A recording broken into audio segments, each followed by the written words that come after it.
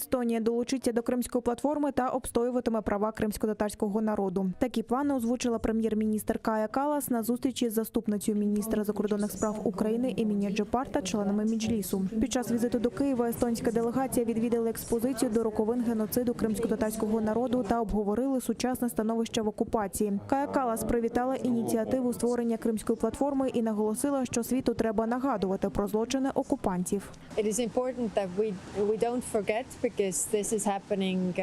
Ми маємо пам'ятати про те, що відбувається зараз, і не закривати очі ні на історію, ні на теперішні події.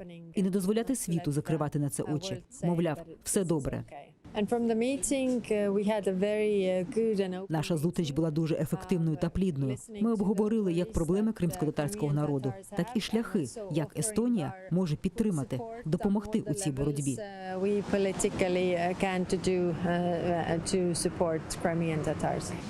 Так вот, Эстония и вот другие 3 страны Балтии, это Латвия, Литва, это, можно сказать, наиболее самые близкие. Ну, уже еще присоединить туда еще Польшу, которые всецело искренне, от всей души стараются помочь нашей стране, солидарны с нами.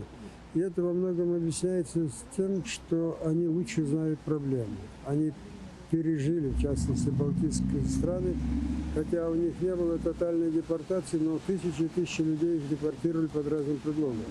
Балтійські країни, і в першу чергу Естонія, це ті країни, де не треба шукати зайвих аргументів, аби переконувати, пояснювати контексти. Вони розуміють, тому що вони проходили цей шлях, і прем'єр-міністр сьогодні на цій зустрічі з Меджлісом кримськотатарського народу теж на цьому наголосила. Пані Кая Каллас, коли вона була євродепутатом у 2014 році до 2019 року, вона активно підтримувала трек Криму.